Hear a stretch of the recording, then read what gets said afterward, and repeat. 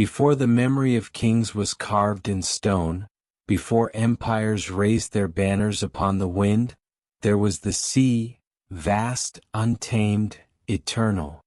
And upon that sea an island rose, kissed by the first light of every dawn, Rhodes, the chosen of Helios, the sun that never fails. Here the gods tested the courage of mortals, and mortals, daring beyond measure, sought to touch the divine.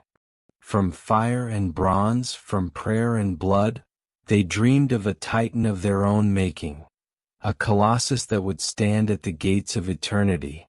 This is the tale of Helios and the Colossus of Rhodes. A god's oath, a city's defiance, a giant born of bronze and flame. Behold the legend of the Colossus. The story begins not in battle, nor in triumph, but in the stillness before dawn. The island of Rhodes slept under a dome of stars, its cliffs veiled in darkness, its harbors quiet save for the lap of waves against stone. Then, from the edge of the world, the first blade of gold cut the horizon. The sea caught fire, the olive groves glimmered, and marble temples blushed as if awakening to divine touch. And upon this rising light rode Helios, the Titan sun god, crowned in flame, his chariot drawn by steeds of fire. Their hooves struck sparks upon the heavens as he drove them across the firmament.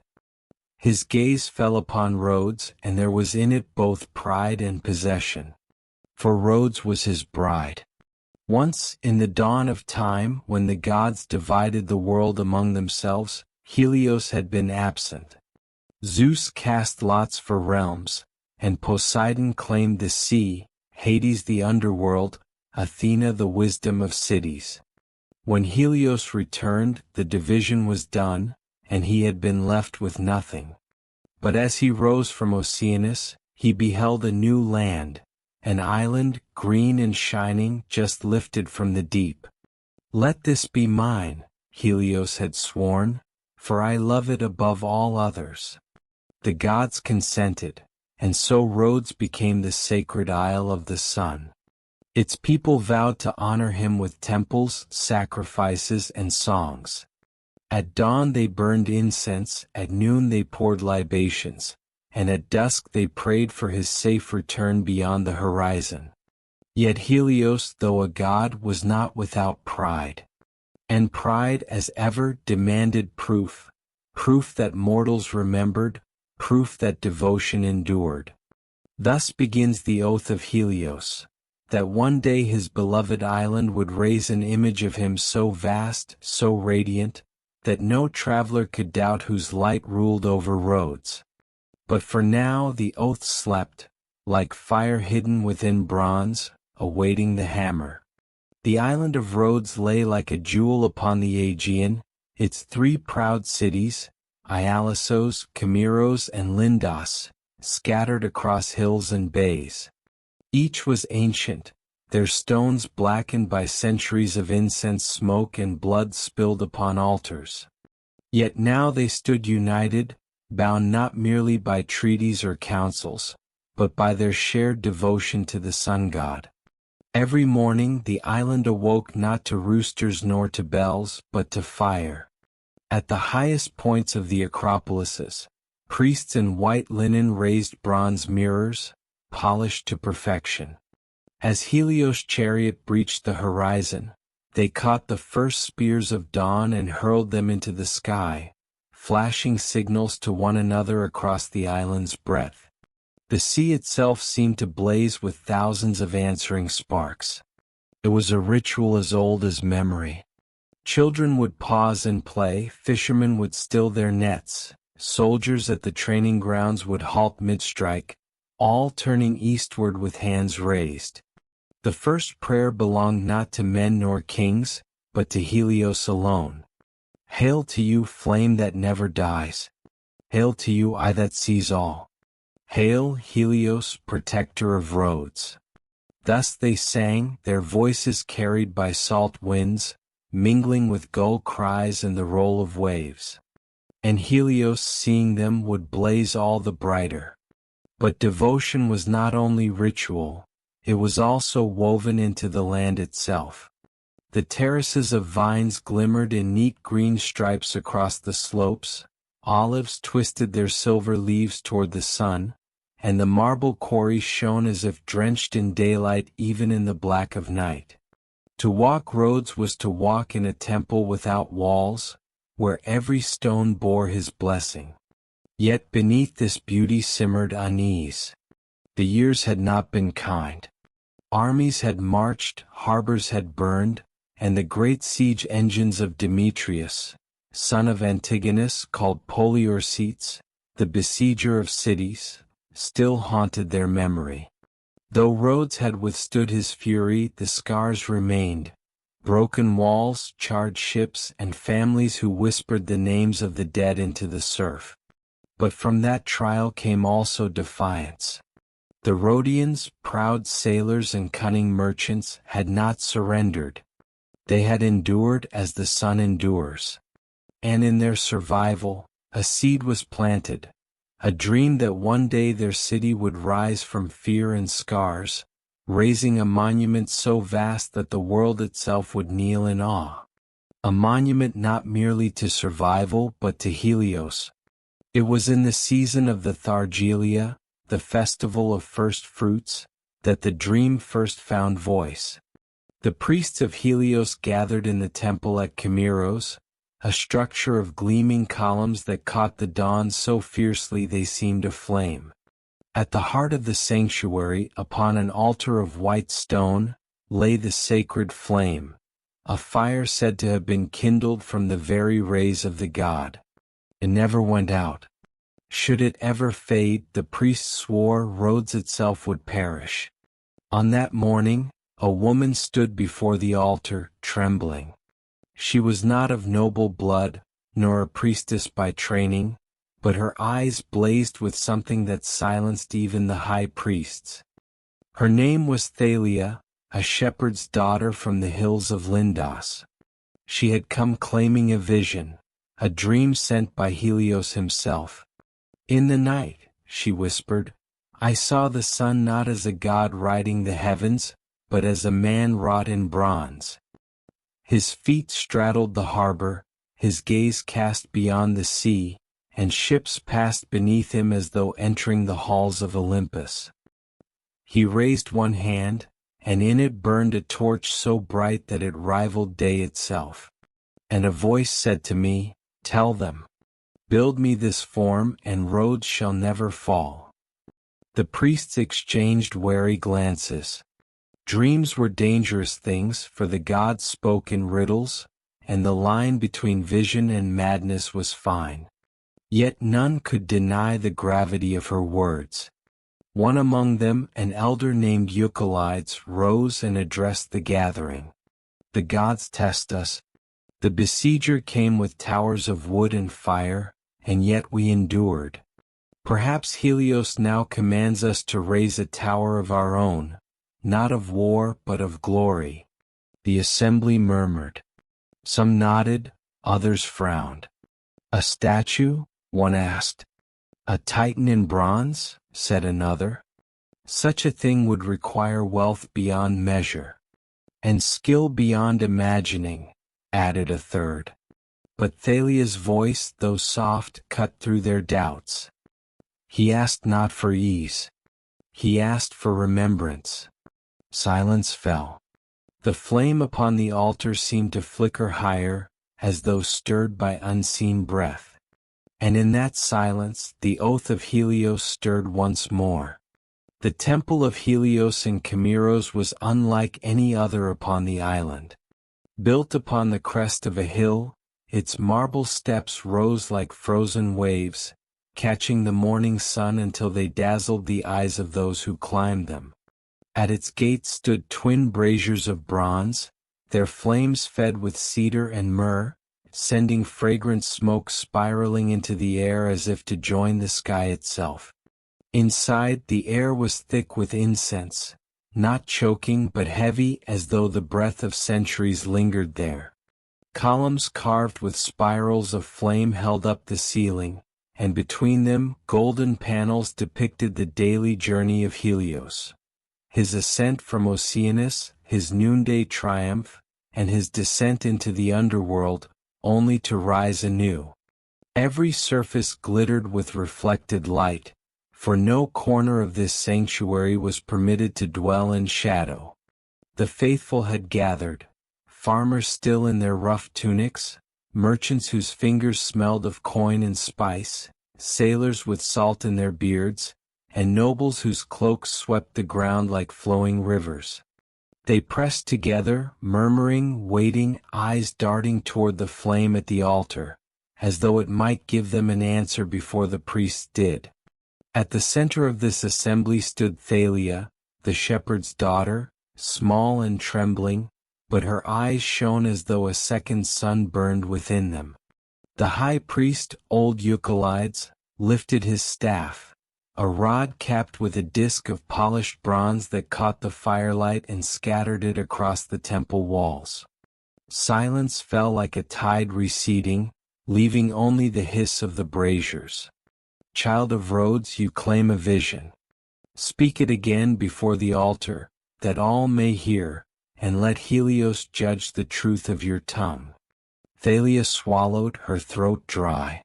Yet when she opened her mouth, her voice carried strangely far, as though borne on an unseen wind. I saw him, Lord, I saw our God not in flame but in form. He rose as a man of bronze, taller than the hills, his gaze fixed upon the sea. His feet straddled the harbor, and ships passed beneath him like ants beneath the gaze of a king. In his hand he bore a torch, and its fire outshone the day. A voice came, not mine, not mortal, and it said, "Tell them, build me this form, and Rhodes shall never fall." Her words rang in the air, echoing in the marble vaults. Some gasped. Others crossed themselves, murmuring prayers. A fisherman clutched the amulet of Helios at his throat so tightly his knuckles whitened. Then Eucolides turned, sweeping his staff to command the assembly. People of Rhodes, what say you? Is this madness or a summons from the god himself? The crowd erupted. A statue of such size? Madness. We can barely rebuild our walls, cried a merchant. Yet is it not fitting? Did we not survive the siege? Did not Helios guard us when Demetrius' towers rose against our gates? Shouted a soldier. How would we pay for such a thing? The mines of Cyprus would not yield enough bronze, another protested. The spoils of war lie rusting in our storehouses, came a calmer voice, one of the counselors. The engines Demetrius left behind, perhaps they are tribute enough to forge a god's image. The debate swelled like a storm. Some argued for piety, some for caution, others for pride. And all the while, Thalia stood trembling as though the weight of every word pressed upon her shoulders. Finally the priest raised his staff again. Silence. The voice of the people is many, but the will of the God is one. Let us not decide in haste.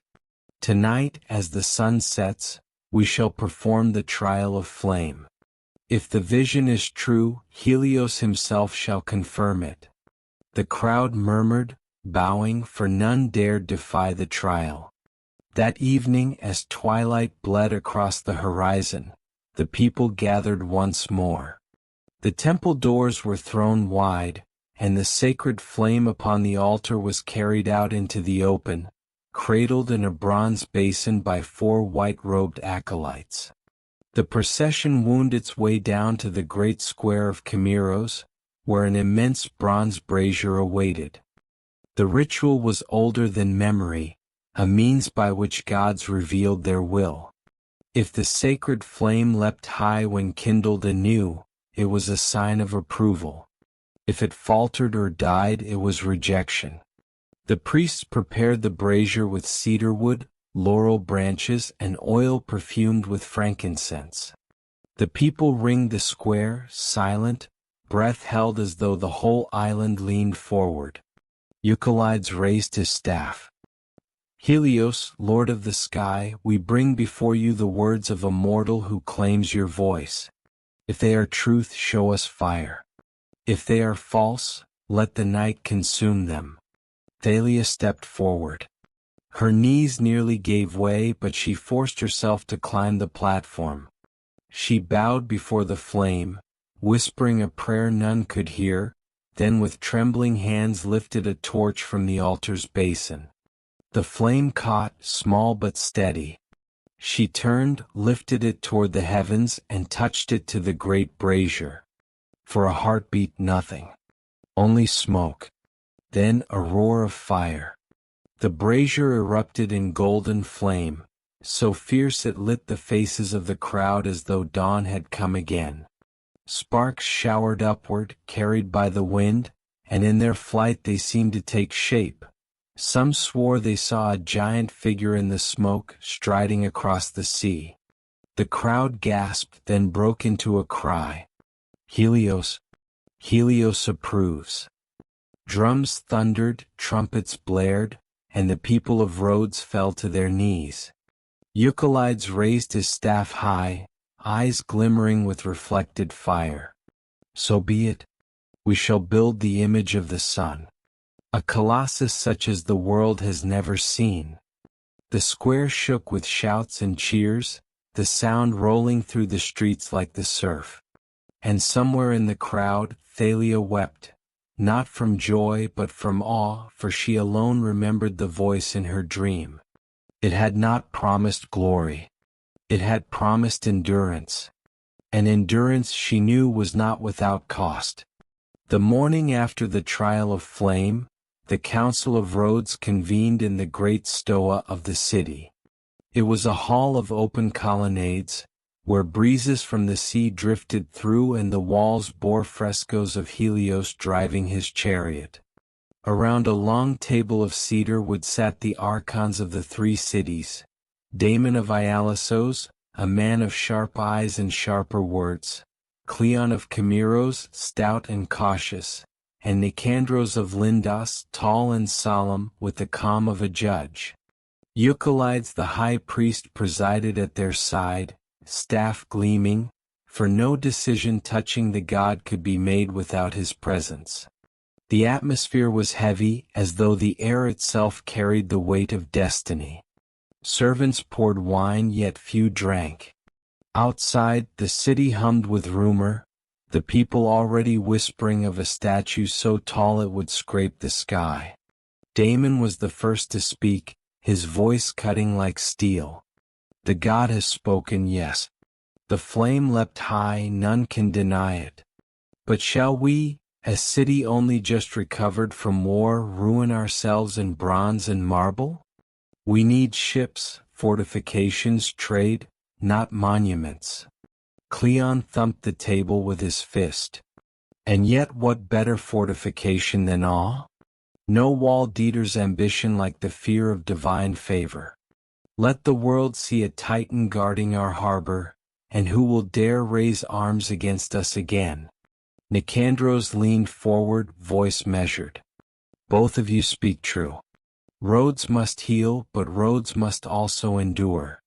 A statue such as the girl described, it would be no mere adornment. It would be a proclamation, not only of piety but of defiance. A reminder to Demetrius, to the Ptolemies, to every king who gazes upon the Aegean. Here stands the island of Helios, unbroken. Euclides lifted his staff. You speak as men. But remember, this is no man's decision. The god has spoken. He asks not for comfort, but for remembrance. Will you dare to deny him? A silence fell. Damon's mouth tightened, but even he did not voice defiance of Helios. Finally, Cleon broke the stillness. Then let us speak of the practical. Who could build such a thing? Who among us knows the art of raising a god in bronze? The question hung in the air until Nicandros answered, eyes narrowing as though recalling a name long stored. There is one. Cares of Lindos, disciple of the great Lysippos, who sculpted kings as though they were gods themselves. Cares is of our own blood, Rhodian born. If any man can give shape to Helios' command, it is he. Euclides inclined his head, the firelight catching in his white beard. Then summon him. The man they summon was not at first what one might expect. Cares of Lindos was neither a towering warrior nor a silver-tongued orator, but a quiet figure, lean and sun-browned, with the eyes of one who measured the world not in words but in proportions. His hands bore the calluses of labor, stained with bronze and clay. When he entered the council chamber, he bowed, not with the deference of a courtier but with the solemnity of a craftsman greeting his work. You have called for me. Speak and I will listen. Nicandros rose to meet him. Cares, son of Lindos, the god has spoken through vision and flame. He commands that we raise an image of him, vast beyond imagining, to guard the harbor and proclaim his glory. We ask you, can it be done? Cares did not answer at once. He walked to the edge of the hall, gazing through the columns at the harbor below. Ships drifted in the sunlight, their sails glowing white, their masts like forests upon the sea. Beyond, the headlands rose, craggy and strong as if daring the ocean itself. At last he turned, his voice low but steady. It can be done. But not quickly nor easily. A colossus of bronze, taller than any statue yet raised, will take years of labor. We will need foundations deeper than temples, scaffolds higher than towers, and bronze enough to clothe an army. Men will curse the weight of it. Some will doubt. But if Rhodes wills it, yes, it can be done. Damon narrowed his eyes. And what would such madness cost us? Cares met his gaze without flinching. Gold, yes. Bronze in rivers. Sweat in floods. Perhaps blood as well, for no great work comes without it. But remember this, Demetrius left behind more than scars. He left his engines. Towers of wood taller than houses, battering rams of iron, catapults whose arms still lie in our fields. All this lies rusting in our storehouses. Melt it down, and the God himself will rise from the ruins of our enemies. At this, a murmur rose among the counselors. To turn the weapons of the besieger into the flesh of Helios, it was symbolism so powerful it struck them silent. Euclides' staff rang against the floor. So shall it be. From the spoils of war shall the god be clothed. From our suffering shall his image rise. Cares of Lindos, you are chosen. You shall be the hand of Helios. Cares bowed once more, though in his eyes flickered something more complex than obedience, a mixture of awe and dread. Then let the forge be lit. I will shape the god as he commands. And so, with words spoken in the council hall, the fate of Rhodes was sealed. Thus the decision was sealed, and all of Rhodes turned its gaze to the harbor, to the cliffs, and to the sky itself. For the will of Helios was now their burden, and no mortal hand could undertake such a work without first cleansing the shadow of blood and ruin that lingered from the war. The priests decreed that the land must be purified before bronze could be melted, before stone could be hewn. At dawn the sacred processions began.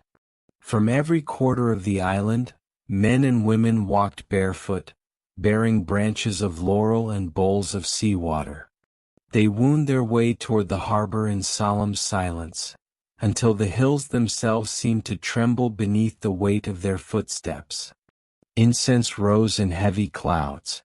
Oxen, their horns gilded, were led to the altars, their blood spilled not in anger but as gift, sanctifying the ground upon which the god would take form. White-robed maidens cast handfuls of grain into the sea, and the waves glittered as though swallowing sunlight itself. The sacred fire of Helios, carried from his temple, was brought forth upon a golden basin, and its light was set upon a new altar at the edge of the harbor. From that flame alone would the furnaces of the Colossus be kindled, that the fire of the god and the fire of men might become one. The air rang with hymns, not soft but thundering, a chorus of voices rising like the roar of the sea. And the people wept as they sang, for they felt within their hearts that something greater than themselves had been set in motion. This was no statue, no mere monument. It was covenant. It was oath. It was the promise that the sun god, who had guarded them in war, would be raised among them in form unyielding. When the rituals were complete, the labor began. Across the island, hammers struck, furnaces roared, and the air filled with the mingled scents of smoke, salt, and molten metal. The war machines of Demetrius, once the terror of Rhodes, were dragged from their silent resting places. Their wooden frames were stripped for scaffolding, their iron teeth pried apart, their bronze casings shattered. And in the foundries, those same fragments were fed to the fire. The sound of melting bronze was like the groan of titans, as if the engines themselves mourned their defeat. Yet from their ruin was born a new destiny.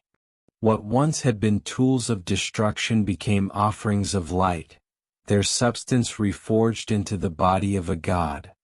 The people labored with fervor, for each man and woman believed themselves part of the work. Sailors brought timber from distant coasts. Miners dug deeper into the island's veins, tearing copper and tin from the earth with bleeding hands. Artisans bent their backs over molds and furnaces, sweat pouring like libations to the god. Even the children carried water to the workers, their laughter mingling with the ring of metal, as though Helios himself rejoiced in the sound. At night, when the fires dimmed, the island glowed faintly red, as if Rhodes had become a forge beneath the heavens. Travelers at sea whispered that they had seen the Isle of Flame, a second sun upon the waters, and they spoke in hushed awe of the work unfolding there. It was not a secret, it was a proclamation. The world was being told, the children of Helios were raising their god in bronze. Yet beneath the grandeur lay weight. 4 years would pass before the work was done, and the task demanded not only bronze and stone, but patience greater than the sea, endurance deeper than the earth. And though the people sang, though the priests proclaimed blessings, there lingered always the shadow of cost. For in every hymn to the God of light is also a plea, that his fire not consume those who dare to shape it. The priests decreed that no stone could be raised, no bronze poured, until the earth itself was consecrated to bear the weight of a god. And so began the search for the sacred ground where Helios would take form. The harbor of Rhodes stretched like an open embrace toward the sea, its waters calm, its headlands sharp as the wings of an eagle. Traders and sailors passed daily through its gates, bringing silks from the east, wines from Ionia, and the rumor of empires far beyond sight. To place the Colossus here, astride the very mouth of the harbor, was the vision carried in the dream of the shepherd's daughter, a vision now whispered in every tavern and sung in every marketplace. But the priests knew that a dream alone could not bear the weight of a titan. The earth must be tested, the rock must be probed, for the statue would not be measured in cubits like temples or walls, but in heights unseen since the age of the giants. They walked the shoreline at dawn, when the sea lay like hammered bronze, and at dusk, when Helios himself sank crimson into the horizon. They read omens in the flight of gulls, in the curling of smoke, in the patterns of oil upon water. They cast sacrifices into the tide, and when the waves returned them unbroken, they marked the place. It was on the northern tongue of the harbor that the signs aligned. There the cliffs were deepest, the stone most unyielding, the waters clearest. It was said that Helios himself paused his chariot in the heavens, and the light fell in a perfect line upon that ground, as though to declare it chosen. And so the site was consecrated. Priests in crimson robes circled it thrice, casting salt, wine and honey into the soil. White bulls, their hides gleaming, were slain and their blood poured into the earth, sealing it as sacred. Songs were raised that spoke not of men but of eternity, of fire bound to earth, of sky made flesh, of light clothed in bronze. Thus the ground was claimed, not by men but by the God who would stand upon it. Once the ground was chosen, the true labor began. No statue of man or king had ever demanded such preparation, for this was no idol to be set upon a pedestal, but a mountain of bronze shaped into divine form. The earth was cut and hollowed, deeper than any grave, until the bedrock itself was revealed. Into this wound of the earth they poured stone, layer upon layer, binding it with molten lead, ramming it firm with oak beams. The sound of hammers striking earth carried for miles, echoing against the cliffs like the heartbeat of a giant yet unborn. Above these depths rose the first courses of the foundation, immense blocks of marble, dragged by oxen, greased with oil, rolled upon timbers. Men strained, their muscles tearing, their bodies broken, yet none faltered, for to falter was to fail the God. Women followed with jars of water, washing the stones with prayers, that no impurity might cling to the base of the divine. Ritual accompanied every layer. At dawn, incense was burned upon the unfinished stones. At noon, honey was poured into the cracks, offering sweetness to the earth. At dusk, the priests sang hymns, their voices echoing down into the hollow where shadows gathered. And when night fell, torches ringed the site, glowing like stars fallen to the ground. The work never ceased.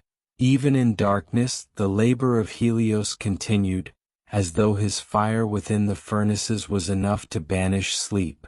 Months became years. The foundation grew, rising until it stood like the stump of a mountain, broad and unshakable. Upon it, the outlines of feet were marked, vast, larger than houses, carved into the stone as though giants themselves had stepped there. Into these outlines the first bronze plates were lowered, each one hammered into place with blows that echoed like thunder. The people gathered to watch, their eyes wide, for though the form was yet only the beginnings of ankles and toes, it was already greater than any statue they had ever known. Children laughed and called it the foot of a god. Elders bowed their heads, whispering that Helios was no longer only in the sky, he was descending to stand among them. And so the Colossus began to rise, not yet in his full glory, but already enough to cast awe like a shadow across the land. From the foundations carved deep into the earth, the work of ascension began. Slowly, inexorably, the Colossus began to rise, a shape first guessed in shadow and rumor, then revealed in the glare of the sun. The harbor that once knew only sails and masts now bore towers of scaffolding that climbed toward the heavens. Built from cedar and pine, lashed with ropes of hemp, they stood higher than temples, higher than watchtowers, until they seemed themselves a forest of timber ascending into the sky. Men clung to them like ants upon a cliff, hauling bronze plates and stone weights, their bodies swaying against the wind. From the sea, sailors marveled, for the scaffolds caught the light of dawn and sunset, appearing at times like ladders set against the horizon, as though mortals sought to storm Olympus itself. The inner frame of the Colossus was hidden within, a secret heart of stone blocks and iron braces that would anchor the bronze flesh. Piece by piece the god took form. The ankles thickened, the calves rose, vast cylinders of hammered bronze, their seams sealed with molten fire. Each plate bore the mark of the forge, scars smoothed by hammer and sweat, until the whole gleamed like polished gold beneath the sun. And still it grew. Workers clambered higher, their shouts lost in the wind, their hammers ringing like distant bells. Oxen strained below, dragging loads of bronze to the foot of the giant, while children carried water to cool the furnaces. The city itself seemed consumed by the work, its rhythm beating in time with the pounding of mallets and the crack of fire. By the second year the Colossus had grown beyond human measure. By the fifth, its knees rose above the houses of the harbor. By the seventh, its thighs towered over the masts of the ships. The people of Rhodes began to speak not of if the god would rise, but of when he would step forth in glory. At night, torches glimmered along the scaffolds, a necklace of fire encircling the unfinished god. From afar, travelers swore they saw a titan already standing there, haloed in flame, watching the seas as though waiting for the return of those who once dared assail his island. Yet it was not only stone and bronze that gave the Colossus form, but fire. For the furnaces burned day and night, devouring wood and charcoal, fed by endless labor, and from them poured rivers of molten metal, glowing orange, seething, alive. This fire was not ordinary. It had been kindled from the altar of Helios, carried with ceremony from the temple, its flames never once allowed to falter. Priests watched over it as over a beating heart, whispering hymns as the bellows roared, offering libations of oil to keep the blaze pure. The people believed that within those furnaces the god himself dwelt, lending his essence to the bronze that would clothe his body. The workers approached the task not as mere laborers, but as servants at a sacred rite. Before entering the forge, they washed in sea-water, anointed their brows with oil, and cast sprigs of laurel into the flames. Their hammers fell in rhythm, not randomly but with cadence like a hymn in metal. The clash of bronze against anvil became a liturgy, the rising smoke a prayer carried heavenward. When the molten metal poured into the molds, the spectacle was like the birth of stars. The ground shook, the air shimmered, and the glow cast shadows that danced like spirits upon the walls. Children pressed against their mothers' robes, eyes wide, whispering that they saw the god's veins glowing red, as though Helios himself were awakening within the bronze. The symbolism was not lost upon the elders. For in every age, fire is both creation and destruction. It forges weapons as easily as it forges gods. In those rivers of molten metal lay the memory of the siege, towers of flame, ships burned to husks, but also the promise of transfiguration.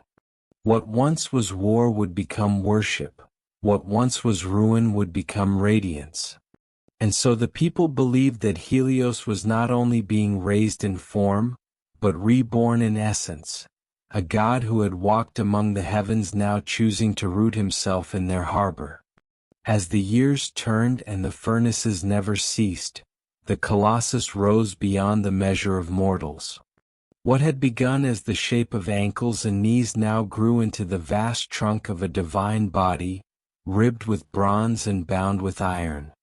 The harbor itself seemed smaller, the ships that once commanded awe now dwarfed by the bronze chest that began to gleam above them. The torso of the god was raised in layers, each plate hammered into place with precision, each seam sealed with molten fire. Within the scaffolds, the heart of the work pulsed like a living thing. The ringing of hammers, the shouts of men, the creak of ropes strained to their limit.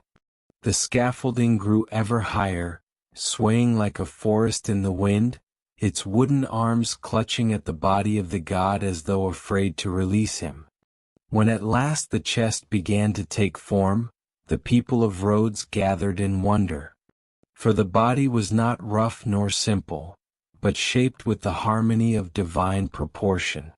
Muscles rose not as crude blocks, but as living forms, taught by the lineage of masters.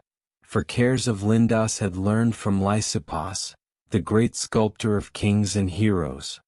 In his vision, Helios was not merely a god of flame, but a god of strength, beauty, and immortality.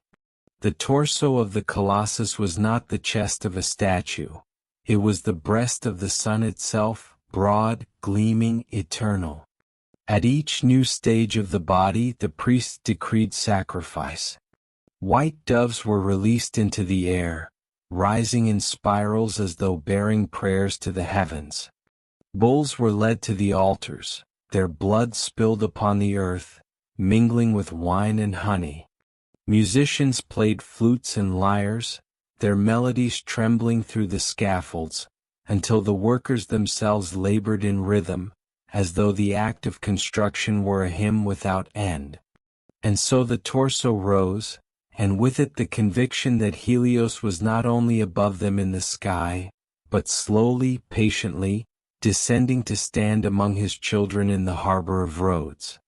Word of the Colossus spread beyond the seas of the Aegean. Merchants carried tales in every port, weaving wonder with truth until myth and rumor became indistinguishable. They spoke of a god rising from the waves, of a giant whose chest already glimmered in the sunlight above the rooftops of Rhodes, of furnaces that burned without rest as though the island itself had caught fire. In the markets of Alexandria, sailors swore that Rhodes was no longer an island, but a forge of the gods. In the courts of Syria, men whispered that the Rhodians were building a Titan to rival the Olympians, a guardian who would stride into battle if ever threatened. In Athens, philosophers debated whether mortal hands had the right to give form to a god so vast, or whether hubris would call down destruction. Kings too listened. The memory of Demetrius' failed siege still lingered, and now the world saw Rhodes not as a fragile island, but as a city chosen by Helios himself. Envoys arrived bearing gifts, timber, bronze, and grain, hoping to be counted among the friends of the rising god. Rhodes, once scarred by war, now stood at the center of attention, her name carried by every wind, her harbor becoming a sanctuary not only of trade but of legend. The people walked taller. Children boasted that they lived in the shadow of a god. Sailors swore that Helios guided their voyages more surely than the stars. And travelers who arrived at the harbor at dawn spoke of a vision unforgettable, the rising sun igniting the unfinished torso of the Colossus until it seemed not bronze, but fire incarnate, the body of the sun upon the earth. Thus the Colossus was no longer merely a work of stone and metal. It was already a myth, already a story woven into the fabric of the world, growing in stature before it was even complete. And the people of Rhodes, though weary in labor, bore their burden with pride, for they felt themselves part not of history but of eternity. At last, after long years of labor, after foundations carved from rock and furnaces fed without pause, the body of the god reached toward the heavens. Yet one element was still absent, the face that which would transform bronze into divinity. The scaffolds rose higher than ever, creaking against the wind, their timbers bound together like the ribs of a vast skeleton that clung to the sky. The artisans climbed them with ropes and ladders, carrying molds and hammers, their forms small and fragile against the vast expanse of the unfinished god. Below, the people of Rhodes gathered in silence, for they knew this moment was more than craft. It was revelation. The face of Helios would not be carved as the face of man, nor king, nor warrior. It would be the face of eternity, calm, radiant, unyielding. The sculptors poured bronze into the molds, their arms trembling not from the weight but from awe, for they felt as though they poured the very essence of the sun. When the plates cooled and were hammered into place, a countenance emerged. Eyes vast, staring beyond the horizon as if to watch the seas for all eternity. Lips closed, neither in anger nor in speech, but in eternal stillness, as though the god needed no words to command. A brow serene, yet burning with the pride of one who sees all things beneath his light. At dawn, when the sun rose and struck this face for the first time, the people fell to their knees. For in that moment they no longer saw bronze. They saw Helios. And though the god had always ridden his chariot in the sky, they now believed he had chosen to gaze upon them not only from above, but from within their own harbor. Songs erupted across the island, hymns of fire and light. Some wept. Others laughed in joy. And travelers who approached the harbor swore that the Colossus glowed with a fire not of the sun, but of his own spirit, as though Helios had descended to dwell among mortals. The final gesture was the hand, the arm raised toward the sky, palm open, fingers spread, as though bearing a torch of flame eternal. This was no simple adornment, but the seal of the oath itself, that Rhodes would endure, guided and guarded by the god of light. The arm was a marvel of craft. Its inner frame was a skeleton of stone blocks bound by iron, its outer plates hammered bronze shaped with such skill that no seam could be seen from below. To raise it was to defy gravity itself, for never before had men attempted to stretch bronze so far into the heavens. Workers clung to ropes, swaying high above the harbor, lowering molten plates into place while the sea winds tore at their tunics. Many stumbled. Some fell. Their bodies were carried away by the waves, martyrs to the god they labored to raise. When at last the hand opened against the sky, it seemed not of mortal making. At dawn the first light of the sun struck the palm and fire blazed across it. At night torches were placed within, so that even in darkness the hand glowed, a beacon to sailors who sought safe passage. The Colossus was complete. It did not stride, it did not move, yet its presence was alive. Ships passed beneath its gaze, and their sails bent in reverence. The people of Rhodes no longer said, "Our God protects us." They said, "Our God stands with us." And so, from dream to vision, from bronze to flame, the oath of Helios was fulfilled. It was the chapter of beginnings, of divine promises, of sacred forges and the slow birth of a titan from earth and fire. Now we turn to the fire of war, to the crucible that forced Rhodes to raise its prayer in bronze. In the year when the stars aligned against Rhodes, the sea darkened with sails. From the east they came, black as vultures circling prey, their oars thrashing the waves, their banners snapping like the wings of crows. At their head rode Demetrius, son of Antigonus, called Poliorcetes, the besieger of cities. His name carried fear, for he was a master not of men alone, but of machines, and his engines of war were said to rival the works of giants. Towers of wood that scraped the sky, rams of iron that shattered walls, catapults that hurled death beyond sight. Wherever Demetrius laid siege, stone crumbled and cities bent the knee. But Rhodes was no ordinary city. It was the bride of Helios, the jewel of the Aegean, a place where every sunrise was prayer and every harbor an altar. And when the besiegers' fleet blackened the horizon, the Rhodians knew that the hour had come to test whether their god would stand with them. The sea roared with the clash of hulls. The sky darkened with arrows. Siege towers, higher than the walls themselves, rolled across the earth, their wheels groaning like beasts of iron. From the battlements, the Rhodians fought with fire, stone, and steel, their cries carried on the wind like hymns of defiance. The struggle was not of days nor of weeks, but of months upon months, a contest of endurance as much as of arms. The people bled, the walls shook, and still Demetrius pressed. Yet the Rhodians endured, for they believed themselves not alone. At dawn they lifted their eyes to the rising sun and cried out, "Helios, guard us as we guard your city." And in the blaze of that sun they found the strength to endure. The year was heavy with omens when Demetrius, son of Antigonus, turned his eyes upon Rhodes. From the east came word of conquest, of cities ground to dust beneath his engines of war. He was not called Poliorcetes, the besieger of cities, in vain.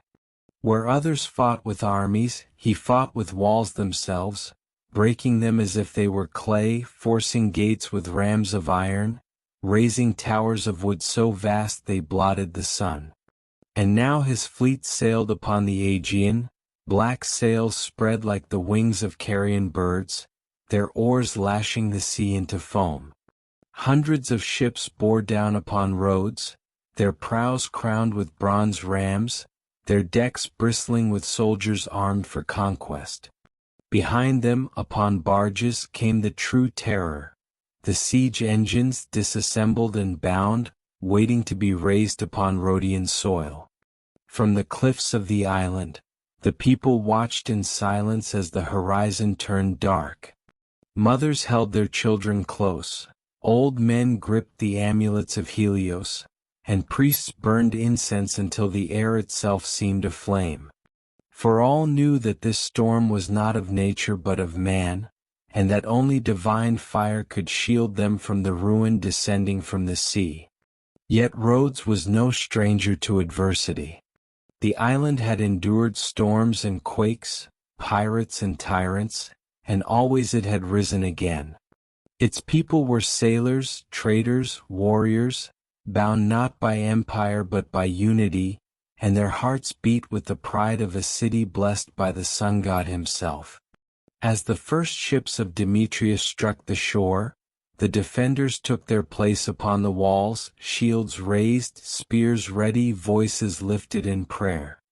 Helios, light of the world, stand with your children. When the army of Demetrius encamped upon the Rhodian plain, the earth itself seemed to groan beneath the weight of his machines. For he did not come merely with men and swords, but with monsters of wood and iron, creations so vast they rivaled the works of giants.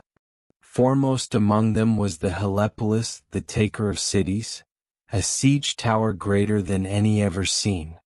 9 stories high, clad in iron plates, it rolled forward upon wheels taller than men, its belly filled with catapults, its heights bristling with archers. Each level was death, stones hurled from the lower chambers, spears flung from the middle, firepots launched from above. It was a fortress upon wheels, a mountain of war forged not by gods but by human cunning. Around it swarmed rams tipped with bronze, their heads carved like boars, their bodies driven by ranks of men straining against ropes and levers. Catapults stood in rows, their arms wound tight with sinew and hair, ready to hurl boulders and fire into the heart of the city. Ballistae, vast crossbows, waited to spit iron bolts longer than spears. The Rhodians looked upon this host and trembled, for never had such power been arrayed against them. Yet they did not despair. For at dawn, as the first rays of Helios struck the harbor, the people lifted their hands to the sky, and in the blaze of the sun they saw not engines, not armies, but shadows, shadows that would burn away in light. The siege began with thunder. Stones the size of oxen were hurled against the walls, their impact shaking the very earth. Arrows rained down like dark storms, blotting the sky. Firepots burst upon the battlements, their flames devouring wood and flesh alike. The Helepolis rolled forward, groaning like a living beast, its ironclad sides glimmering with firelight as it advanced. But Rhodes endured. From the walls, defenders loosed their own stones and bolts, their catapults answering iron with iron. Fire was turned back upon the enemy, torches hurled into the scaffolds of the siege towers until they burned like pyres. Ships in the harbor launched at night, their crews boarding enemy vessels and cutting them down in sudden fury. Even the women and children labored, carrying water, repairing walls, singing hymns to keep the hearts of men from breaking. Weeks bled into months. The bodies of the dead lined the fields, the sea darkened with wreckage, yet still Demetrius pressed. His engines were rebuilt as quickly as they were destroyed, his soldiers surged as endlessly as the tide. But Rhodes refused to fall. And always the sun rose. Each dawn bathed the city in gold, each noon poured fire upon its walls, and the people whispered that Helios himself had bent his chariot lower, watching over his beloved isle. It was in the 3rd year of siege that the tide began to turn. The Helepolis, that monstrous tower, rolled forward once more, iron plates gleaming, its height casting a shadow across the city itself. But the Rhodians, cunning as the god they served, dug trenches before their walls, filling them with water and mud. As the tower advanced, its wheels sank. The greater it pressed, the deeper it drowned, until at last it leaned and toppled, its 9 stories collapsing in ruin, its iron plates torn asunder, its engines shattered. A roar rose from the defenders, a cry not only of triumph but of release, for in that moment they knew that no force of man, no artifice of wood or bronze, could break the will of Rhodes. Demetrius raged. He built anew, he hurled again, but the spirit of the city was unbroken.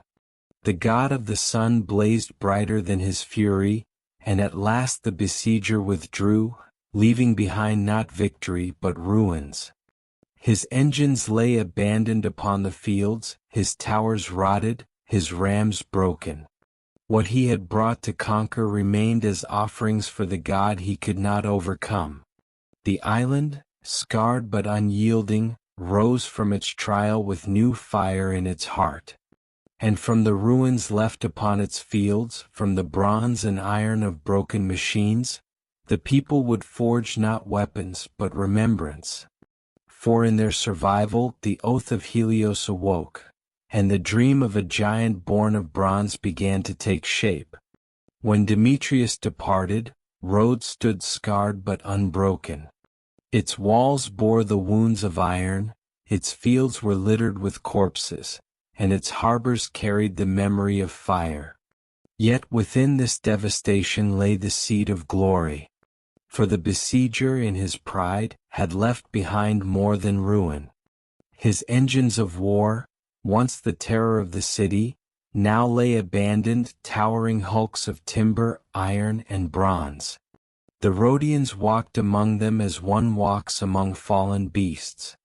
The Helepolis lay shattered, its carcass rotting upon the plain, its iron plates torn and rusting. Rams lay cracked, their bronze heads dulled, their ropes frayed.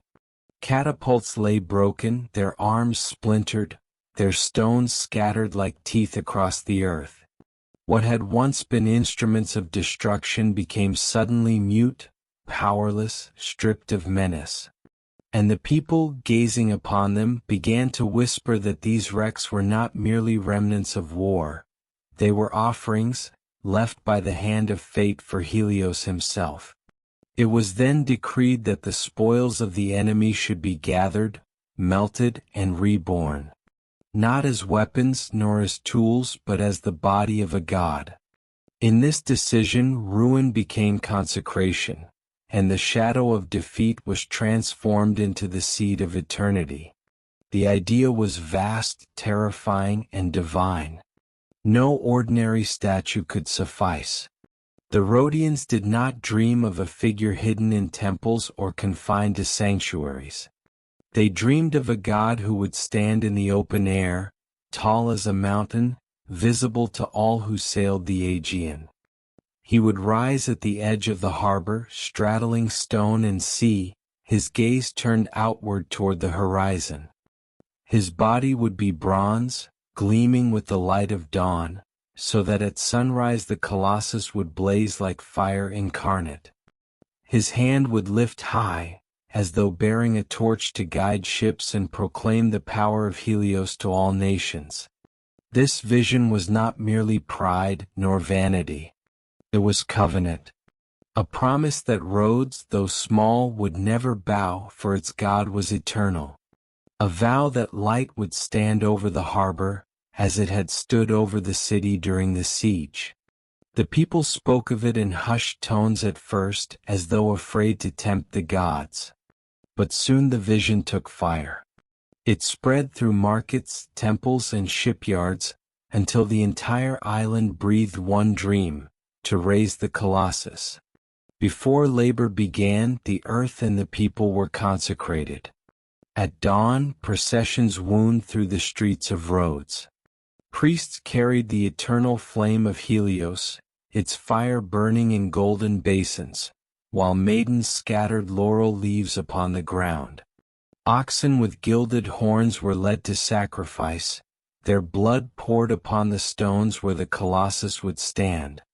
Wine was spilled into the sea, honey into the earth, as though all the elements were summoned to witness the covenant. At the harbor, the spoils of Demetrius were piled high: bronze plates, iron spikes, shattered timbers, and incense was burned over them, so that the smoke rose like prayers. Hymns thundered, the voices of the people carrying across the waves, until even the sailors upon distant ships heard the song and trembled. From this day forward, every strike of hammer and every spark of fire would be sacred. The Colossus would not be built as men build walls or ships. It would be forged as a rite, each motion of labor an offering to the god whose form they sought to raise. Then the furnaces were lit. Fed by the eternal flame of Helios, they roared like the heart of a living beast, devouring wood and charcoal, spitting sparks into the night.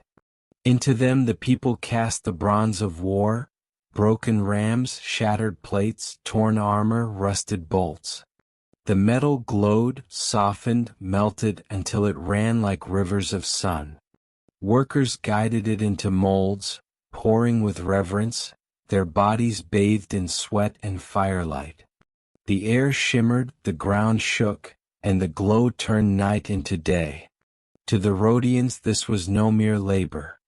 It was transfiguration. Weapons that had once battered their walls were now liquefied, purified, made new. The bronze that had sought to enslave them would become their guardian, their god. Children watched wide-eyed as sparks flew, believing they saw fragments of stars falling from the heavens. Elders whispered that the veins of Helios himself ran molten in the furnaces, that his fire was mingling with mortal hands to clothe his body in bronze. And as the first plates cooled, hammered, and polished until they gleamed like gold, the people knew the dream had taken its first breath. The Colossus had begun to awaken. The Colossus could not rise from bronze alone. Within its shining skin there had to be a hidden frame, a skeleton strong enough to bear the weight of mountains. Thus began the work of stone and iron, unseen yet essential, the bones of the god. Massive blocks of white marble were dragged from the quarries, polished smooth and set deep into the foundation. Around them iron bars were driven like roots, binding the stone to the earth. Timber scaffolds rose higher and higher, an entire city of wood wrapping itself around the growing figure. Ropes groaned, pulleys creaked, ladders leaned into the sky, and men clung to them as though scaling Olympus itself. From afar, it seemed as though a forest had grown upon the harbor, a forest not of trees but of beams, cranes and platforms. Upon these scaffolds, the people of Rhodes became insects upon the body of a god, swarming upward, their movements small against the immensity of the figure they labored to awaken. Slowly, carefully, the bronze plates were hoisted into the air. Chains clinked, oxen strained, and molten seams were hammered shut, the sound echoing like the heartbeat of the island. First the ankles thickened, then the legs rose, towering above houses, casting shadows upon the harbor below. It was said that when the knees of the Colossus were complete, the sailors returning to Rhodes fell silent, for they saw two vast pillars of fire gleaming above the sea, and they believed they had entered the gates of a divine realm. This work was not the task of sculptors alone. It was the labor of an entire people, bound together by oath and fire. Fishermen brought nets of flax and rope to bind the scaffolds. Farmers carried timber from distant hills, their oxen trudging under the weight of trunks destined to become the bones of the god.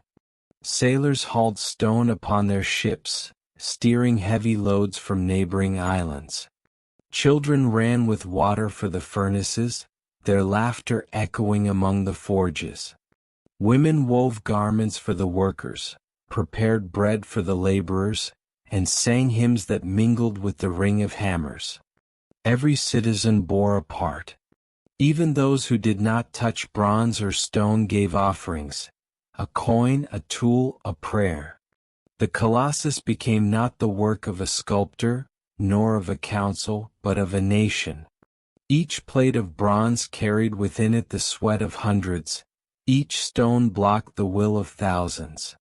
And so the people came to see themselves not merely as builders, but as participants in a sacred act. When they looked upon the rising figure, they saw not only Helios, but their own endurance, their own unity, cast in metal and fire. It was said that in those years the island itself breathed differently, as though every dawn and every dusk were timed to the heartbeat of the Colossus. Travelers arriving by sea felt it at once. An atmosphere heavy with purpose, a city transformed into a temple, an island bound by the promise of a god. Thus the Colossus did not rise as a statue alone. It rose as the embodiment of a people, their defiance, their suffering, their devotion, and their dream cast upward into the heavens. The years flowed like molten metal and the Colossus rose higher. What had been only pillars of bronze legs now bore the weight of a vast trunk. Slowly, with scaffolds that swayed in the salt wind, the workers lifted the plates that would shape the chest and the back of the god. Each plate was a world unto itself, larger than a man, gleaming with the glow of the forge. Hoisted by ropes, guided by pulleys, it ascended into the air like a fragment of the sun itself. The sound of chains groaned over the harbor, and all eyes followed as the glowing bronze drifted upward, set into place upon the rising body of Helios. Hammers rang, molten seams hissed, and the plate became flesh, part of a form that already towered above temples and houses. As the torso grew, so too did the awe of the people. For the body of Helios was no longer imagination. It was visible, immense, undeniable. From the sea, travelers swore they saw a giant emerging from the earth itself, his chest glowing with dawn, his back gleaming with dusk. Sailors spoke of steering their ships by the sight of him, as if the unfinished god had already become a beacon. The torso was not left bare. Upon the chest, lines and ridges were hammered with the skill of generations. The muscles of a god, strong yet serene, embodying not rage but endurance. This was not the flesh of war but of eternity. The very stance of the Colossus proclaimed that Rhodes would not fall, for its guardian was now among them in form unyielding. When the torso was sealed, the time came to raise the arms. This was the most perilous of tasks, for never had men attempted to stretch bronze and iron so high into the air. To raise an arm of a god was to challenge the weight of heaven itself. Scaffolds grew into towers upon towers, bound with ropes thicker than a man's waist. Workmen climbed them as though scaling a mountain, carrying with them molds and beams. The furnaces burned hotter than ever, pouring rivers of bronze into the forms that would become the limbs of the Colossus. At dawn, before each plate was lifted, the priests purified the workers with seawater and laurel. White bulls were led to the harbor, their blood spilled upon the earth, sealing the act as sacred. Hymns rose in unison, and only when the last note faded did the ropes tighten and the bronze ascend. Piece by piece, the arms took shape, extending outward as though the god himself reached for the sky. One arm rested at his side, vast and solid, a pillar of strength. The other rose higher, stretching upward, the hand open, the fingers splayed, a gesture of both protection and proclamation. It was said that when the hand was first hammered into place, the sea itself grew still, as though paying homage to the Titan now towering above its waves. And at night, torches were fixed upon the scaffolds around the unfinished arm, so that it glowed like a pillar of flame against the dark. Travelers upon distant ships swore they saw a beacon of fire upon the horizon, and some whispered that the Colossus was already guiding them, even before his form was whole. Of all the labors that gave shape to the Colossus, none was held in such reverence as the forging of his face. For the body was strength, but the face was divinity, the image through which Helios would gaze upon his children for all time. The molds were prepared in secrecy, washed in seawater, perfumed with myrrh, and guarded by priests as if they were relics. Into them the bronze was poured, glowing like captured fire, hissing as it cooled, until the contours of eyes, brows, and lips began to emerge. When the molds were broken, the people gasped, for they saw not crude metal, but serenity made manifest, the calm power of a god who watched, endured, and never slept. The ascent of these plates was a ceremony unlike any other. At dawn, the eternal flame of Helios was carried to the scaffolds. From its basin, torches were lit and fastened along the ropes and beams, so that as the face was raised, it seemed to rise upon a river of fire. Priests sang hymns, the sound trembling through the timbers, and the people fell silent, watching as the visage of their god ascended into the heavens. When at last the eyes were fixed upon the bronze skull, they caught the light of the rising sun. And in that moment the Colossus no longer seemed an idol of metal. He seemed alive, radiant, eternal. His gaze fell not inward but outward toward the horizon, as though keeping watch over every ship, every traveler, every child of Rhodes.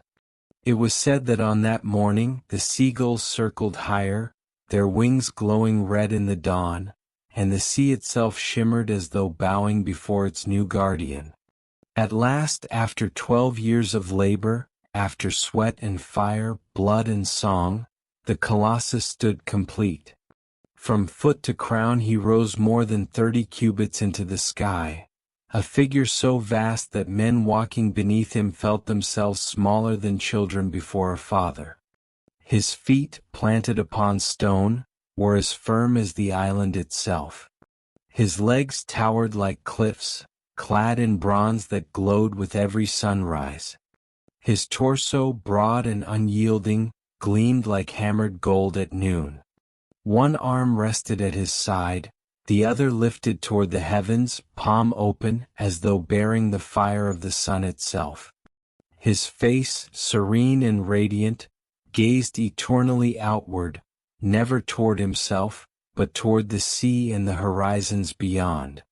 At dawn, the sun struck him first, gilding him in light before it touched the city. At noon, His body blazed so fiercely that sailors shielded their eyes. At dusk, the fire of sunset seemed to sink into his bronze, as though the god himself carried the last flame of day within him. And at night, torches were lit at his feet and upon the harbor walls, so that even in darkness his form glowed, a beacon to all who crossed the waters. The people gathered in the harbor, kneeling, singing hymns that shook the air. They wept, they rejoiced, for they no longer prayed to a god unseen in the sky. They prayed to Helios made present, Helios who stood among them, towering in bronze and fire. Travelers from distant lands came to witness the wonder. Some bowed, some trembled, some refused to believe what their eyes beheld. Yet none departed unchanged. For in the harbor of Rhodes, man and God had met, and the line between them had been blurred forever. Thus was the Colossus born, not only as a statue nor as a monument, but as a myth in bronze, forged from ruin, consecrated by fire, raised by a people whose faith turned suffering into eternity. And the world, gazing upon him, understood that Rhodes was no longer merely an island. It was the chosen of the sun. When at last the Colossus stood complete, Rhodes entered into an age of wonder. The harbor, once the site of smoke and siege, now gleamed as the threshold of eternity. For there, at its entrance, rose the guardian of the sun god, vast and unyielding, his bronze skin burning with the light of dawn. Each morning the people awoke not to silence, nor to fear, but to radiance. As Helios drove his chariot over the horizon, the first rays fell upon the towering figure, and the Colossus blazed as though alive. His face caught the light and reflected it across the city, his torso gleamed like a second sun, and his outstretched hand shone as if it bore fire unquenchable. The harbor itself seemed reborn. Sailors entering its waters lowered their heads in reverence, for they passed not into a mere port, but beneath the gaze of a god. Merchants offered coins and garlands, casting them into the sea as tribute, praying for prosperous trade. Fishermen whispered invocations as they sailed out at dawn, believing that the Colossus guided their nets to abundance. Children played in the giant's shadow, their laughter echoing like hymns, while elders sat in silence, eyes wet with tears, for they had lived to see Helios descend and stand among them. The city itself changed. Streets bustled with traders, sanctuaries overflowed with offerings, and Rhodes, once scarred by war, became the jewel of the Aegean. To walk its harbor was to walk beneath eternity. To gaze upon the Colossus was to feel the weight of the divine pressing upon the soul. Word of the Colossus spread as fire spreads upon dry grass, swift and unstoppable. From every corner of the known world, travelers came to Rhodes to behold the wonder. From Egypt they came, bearing alabaster and papyrus, marveling that a statue could rival the pyramids in awe. From Syria they arrived, bringing incense and fine cloth, whispering that Rhodes had forged a rival to their gods. From Greece, from Carthage, from the distant lands of the Black Sea, ships came heavy with pilgrims, their sails full of curiosity and reverence. Each brought offerings. Some laid wreaths at the feet of the Colossus, weaving flowers upon the stones as if to crown the god. Others sacrificed oxen, staining the harbor with blood that mingled with the tide. Coins of gold and silver were cast into the waters, where they glittered like stars beneath the waves, offerings to Helios who now guarded not only the sky but the sea itself. Poets sang of the wonder. Philosophers debated its meaning. Kings sent envoys to study its craft, to marvel at the audacity of mortals who dared to shape a god in such form. The Colossus became more than bronze. It became a mirror in which all nations saw reflected the measure of human ambition and divine grace. And the Rhodians, proud yet humble, received these pilgrims not with arrogance but with reverence. For they knew the Colossus was not merely theirs. It was the world's. It belonged to every eye that gazed upon it, every voice that sang of it, every heart that trembled before it. Thus the harbor of Rhodes became not only a place of trade, but of pilgrimage, a shrine where the horizon itself seemed to bow before the god of the sun. The Colossus did not stand only upon the stones of the harbor. He stood within the spirit of the city. His vast shadow fell across the waters, across the ships, across the white walls of Rhodes, and in that shadow the people walked with a new sense of purpose. No longer did they see themselves as a small island hemmed in by greater powers. No longer did they remember themselves only as the survivors of a siege. They were now the children of Helios, living beneath the gaze of their god made flesh and bronze. Each dawn, as the first rays of the sun crowned the head of the Colossus, the priests of Helios lit new fires in his honor.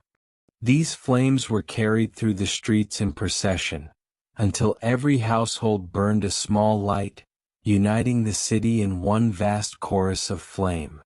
At noon, when the god blazed brightest, the market fell silent.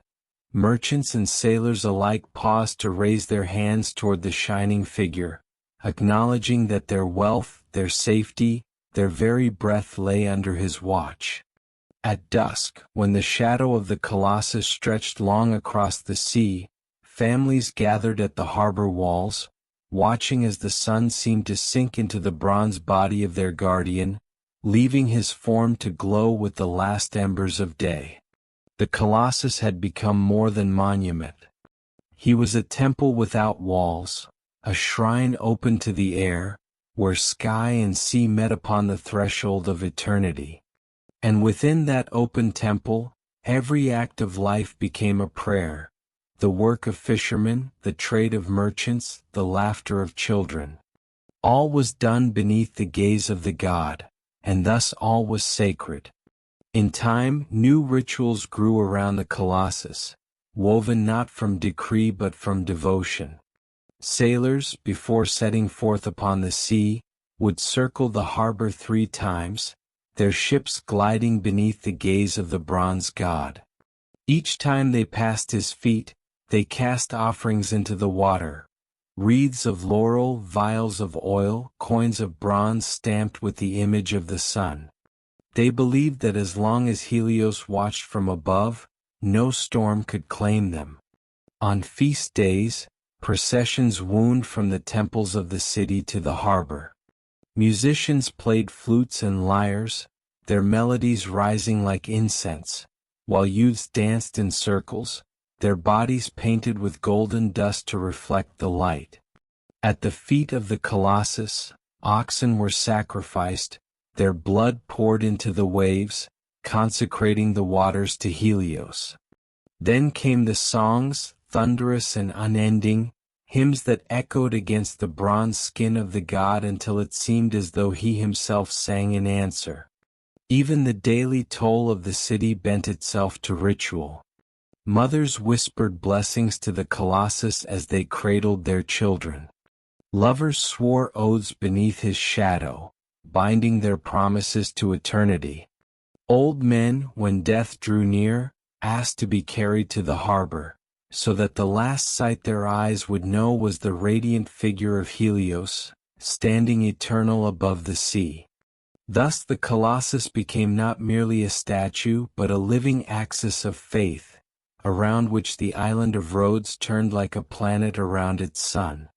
His bronze body was not only metal, it was memory, it was covenant, it was the visible soul of a people who had forged eternity from fire and ruin. Beyond Rhodes, the Colossus became a wonder whispered across the world.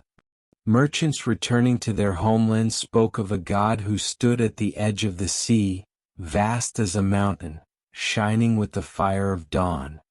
They told of ships that passed beneath his gaze and of sailors who swore the sea grew calmer under his shadow. In Alexandria, scholars debated the Colossus as though it were not a statue but a miracle, wondering how mortals could have bound bronze into a form so immense. In Athens, poets sang of Rhodes as the isle where man had touched the divine. In Carthage, sailors carved images of the Colossus upon their prows, seeking to borrow his protection. Even in far kingdoms where the Aegean was but a rumor, the tale spread, that a giant of bronze, the child of fire and sea, guarded an island chosen by the sun. Thus Rhodes rose not only in wealth but in renown. Its harbors filled with pilgrims and traders alike, its name spoken with reverence as one of the great marvels of the earth. And with every telling, the myth grew, until it was said that the Colossus could be seen from days away at sea, a gleaming star upon the horizon, the earthly echo of the sun itself. Yet the Colossus was more than spectacle. He was symbol. To the Rhodians, he was proof that their suffering had not been in vain. The siege that had once scarred their island was now transfigured into bronze radiance. Where once the engines of Demetrius had thundered, now stood their silent guardian. Where once they had feared ruin, now they beheld eternity. To the sailors of the world he was beacon. His hand, raised toward heaven, was a torch even without flame, promising safe passage to those who braved the restless seas. His gaze, turned outward, reminded them that no horizon was too far for the eyes of the sun god. To kings and rulers he was warning. The Colossus proclaimed that Rhodes could not be broken, that even in the shadow of empires it had raised a god from fire and will. No army, no fleet, no besieger could undo what Helios had sealed in bronze. And to poets and dreamers he was revelation. The Colossus was not only a god in form but the embodiment of the human desire to reach beyond, to seize light, to stand immortal though mortal hands had shaped the form. He was at once divine and human, eternal and fragile, radiant and doomed, the paradox of existence cast in bronze.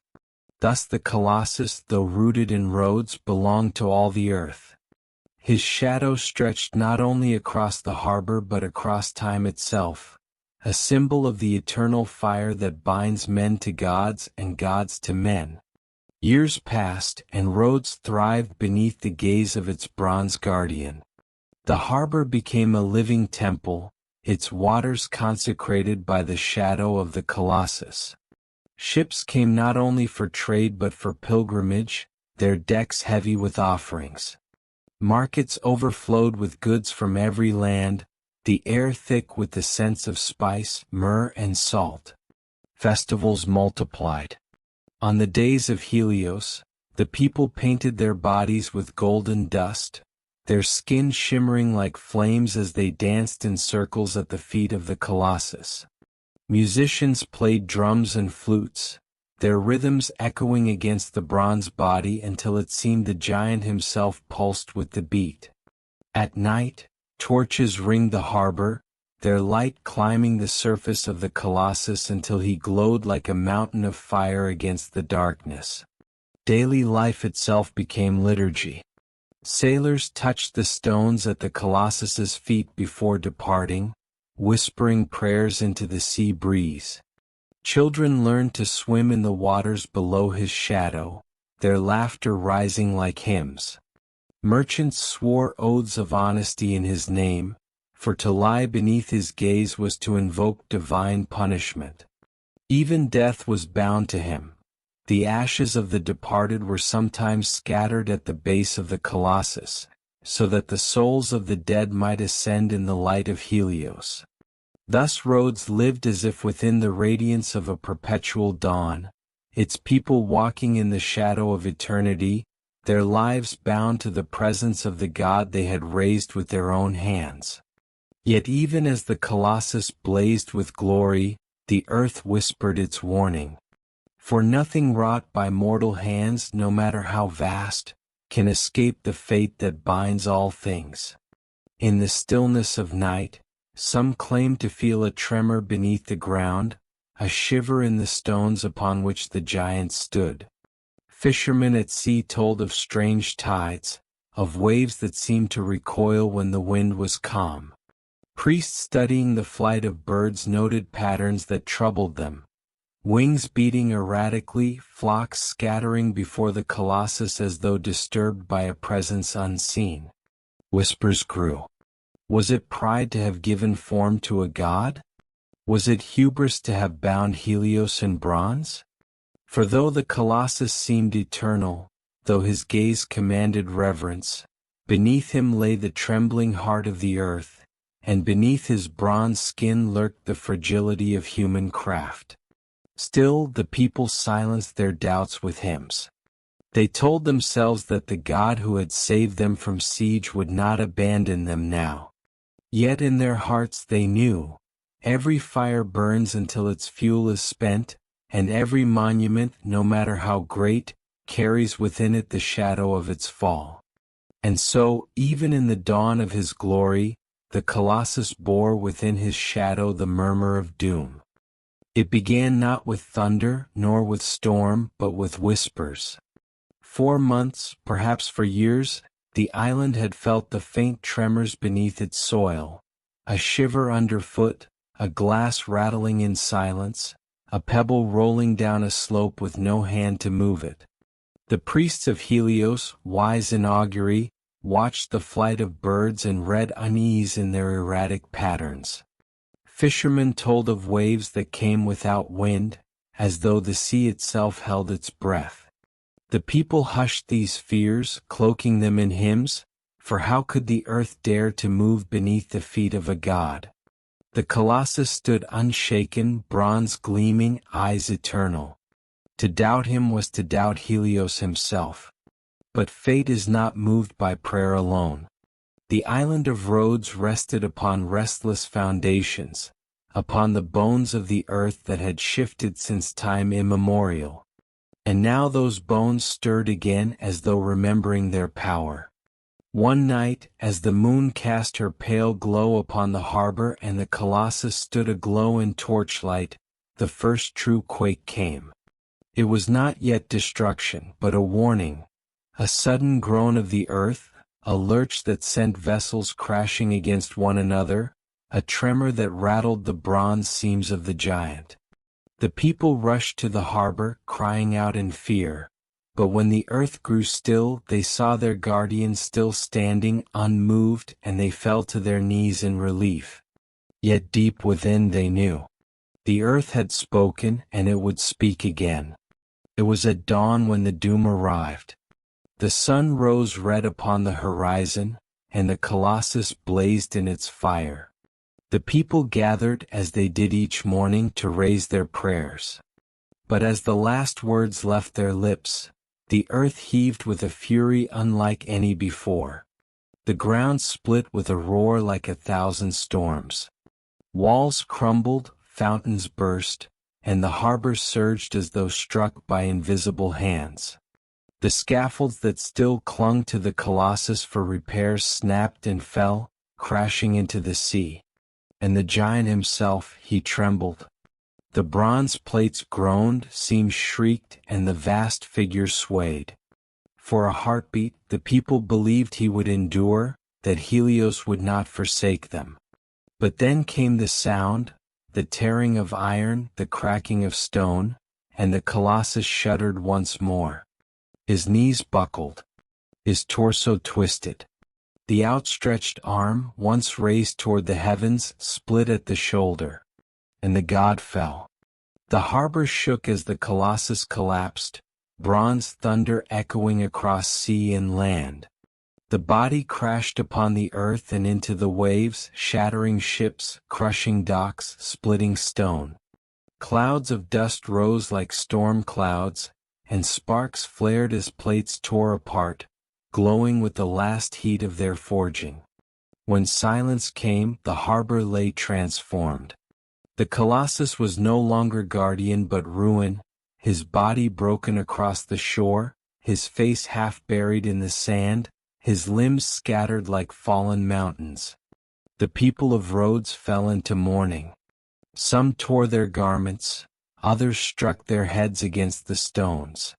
For they had seen not merely the fall of a statue, but the collapse of their covenant with eternity. Their God had stood among them, and now he lay shattered. In the days that followed, Rhodes was a city of grief. No festival was sung, no trade filled the markets, no laughter of children echoed in the streets. All eyes turned to the ruins at the harbor, where the Colossus lay in silence. The body stretched across the stones like the carcass of a slain giant. The legs, once proud pillars, now sprawled broken, their bronze plates twisted and cracked.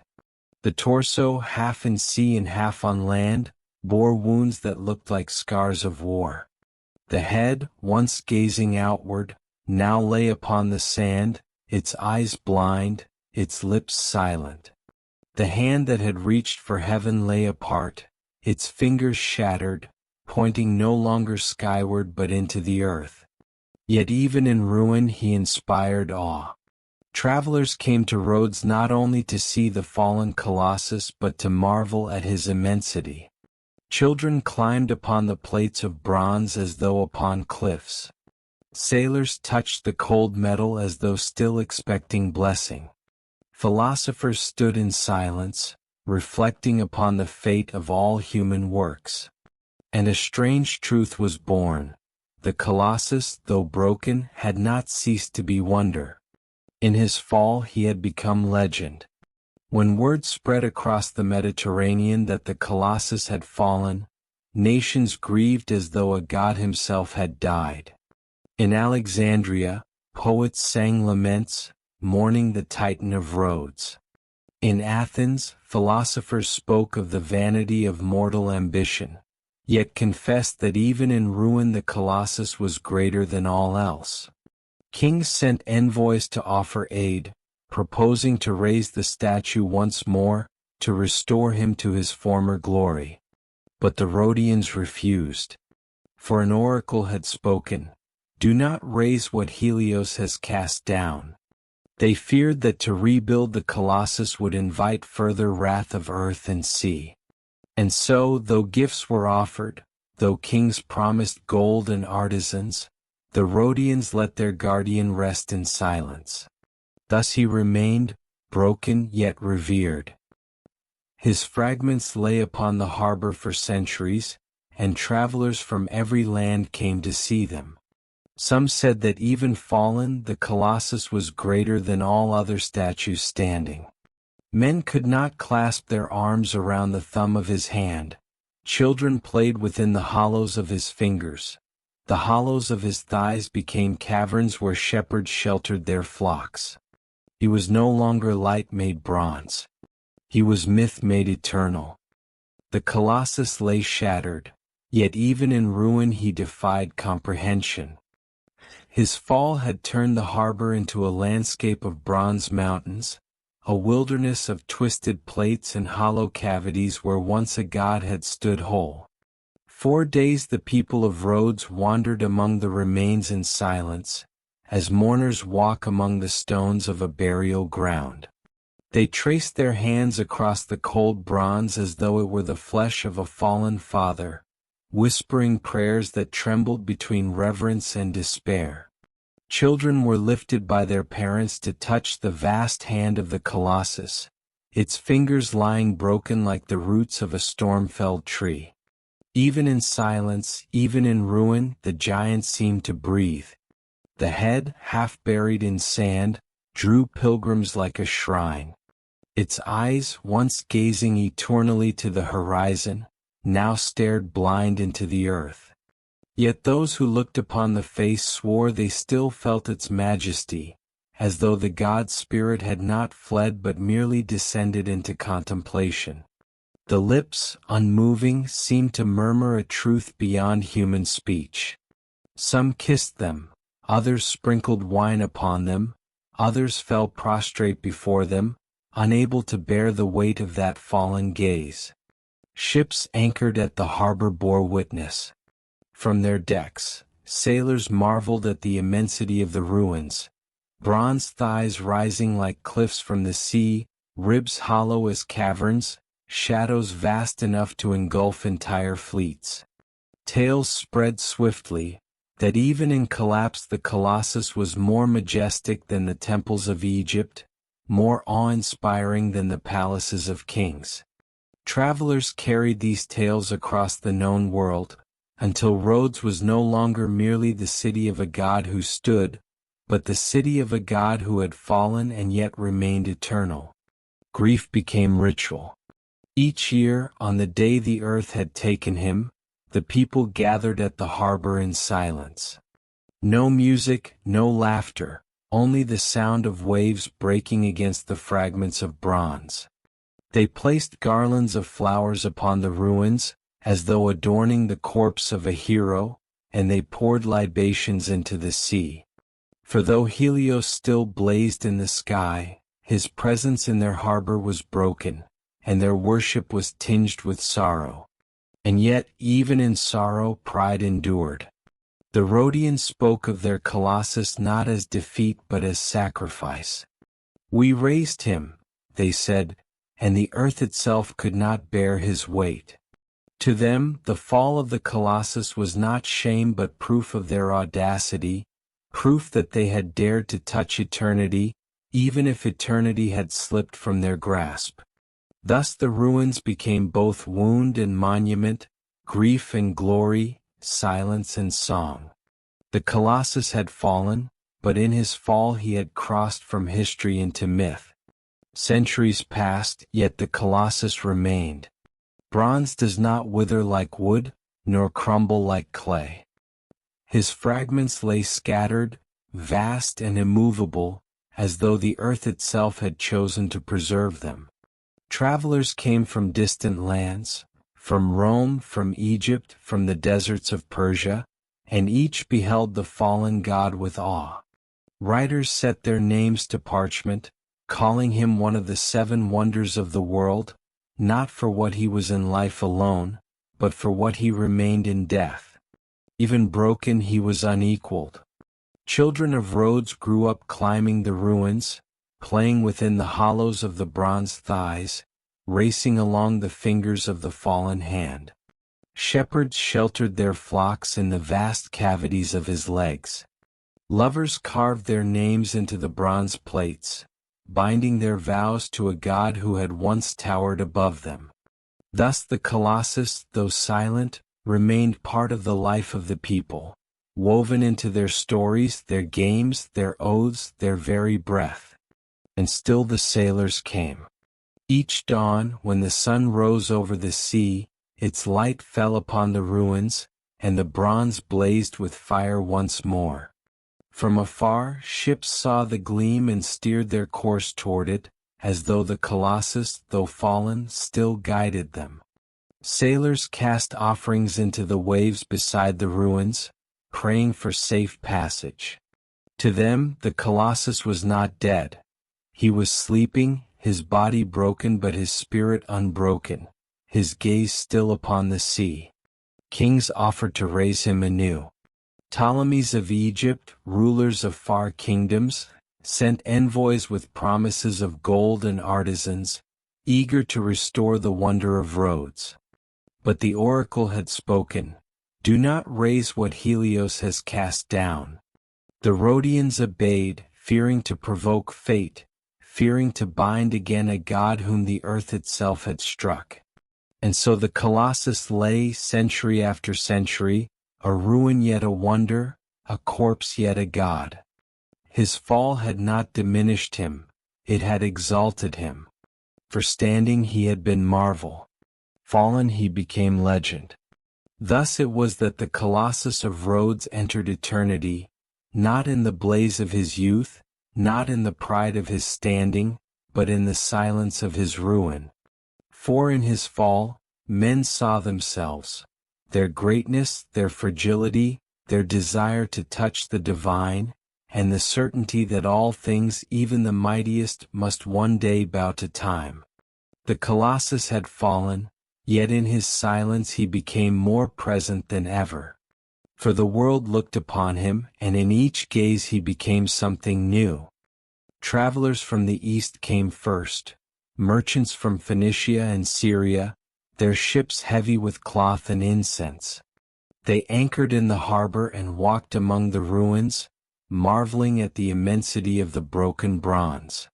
To them he was a warning of pride, proof that no man, no city, no god in mortal shape could stand forever against the will of earth and sea. They returned to their land speaking of hubris, of Rhodes that dared to raise a sun upon the earth and saw it fall. Yet even as they told it as a cautionary tale, awe trembled in their voices, for never had they seen such greatness even in ruin. From the south came the Egyptians, masters of stone and pyramid. They looked upon the fallen Colossus with recognition, for they too had bound eternity into matter. To them he was not warning but kinship, a brother to their monuments, proof that men across the sea shared the same hunger to capture the divine in form. They bowed before him as one might bow before a ruined temple, murmuring that even fallen, he was still among the wonders of the earth. From the west came the Carthaginians and the Romans. To them the Colossus was both marvel and challenge. Roman soldiers measured his fragments, their eyes gleaming with ambition. "If Rhodes can raise such a god," they muttered, "then so can Rome and greater." They saw in his ruin not the end of greatness but a torch passed forward, an invitation to surpass what had been. From the north came the Greeks of the mainland, philosophers and poets. They walked in silence around the ruins, and when they spoke, their words were heavy with reflection. To them the Colossus was the perfect parable, the union of mortal ambition and divine power, destined to fall because all things bound to matter must yield to time. Yet they also spoke of beauty, of the nobility of striving, of the dignity in daring to raise a god even knowing he must fall. And so, in every tongue, in every land, the Colossus was spoken of. Some named him hubris, others wonder, others prophecy. Yet in all voices there was awe. For no one could deny the truth. Rhodes had once raised a god of bronze, and the earth itself had quaked beneath him. As generations passed, the ruins of the Colossus became inseparable from the life of Rhodes. Children were born who never saw him standing, yet they grew up playing upon his fragments, hearing from their elders the tales of the god who once towered above the harbor. To them, the ruins were not absence but presence, proof that their city had touched eternity. Pilgrims came by the thousands. They pressed their palms against the cold bronze, leaving oil and sweat as offerings. They carried away flakes and splinters of metal, not as theft but as relics, fragments of divinity to guard their homes. Poets wrote verses not of the standing god, but of the fallen one, finding in his ruin a beauty deeper than perfection, the beauty of endurance, of memory, of silence that still speaks. The Rhodians themselves came to understand what their god had become. Standing, he had been a monument to their triumph, a guardian of their harbor, a proclamation to the world. Fallen, he was more. He was myth. For no living eye could now behold him whole, yet every imagination could raise him again in fire and bronze. In memory, in song, in legend, he stood taller than ever. Thus the Colossus entered eternity not by his standing but by his fall. For had he endured, he might have been forgotten, another monument weathered by salt and time. But by falling he carved himself into the soul of humanity. His ruin became immortal, his silence unending, his absence more powerful than presence. And so, even centuries after his collapse, when the bronze was finally carried away by conquerors, when the harbor no longer bore his shadow, the Colossus remained. Not in metal, not in stone, but in memory, in the stories carried across seas, in the whispers of travelers, in the awe of those who never saw him yet dreamed of him. In this way the Colossus of Rhodes achieved what no statue had achieved before. He became eternal not as matter but as myth. The Colossus of Rhodes stood only for a brief span in the measure of eternity. Barely a generation of men beheld him whole, blazing with the fire of dawn upon his bronze skin. His rise had taken 12 years. His fall came in a single day. To some this seemed tragedy, to others folly. Yet in truth it was destiny. For monuments of stone and metal can endure only so long as earth and sea permit. But myths endure forever.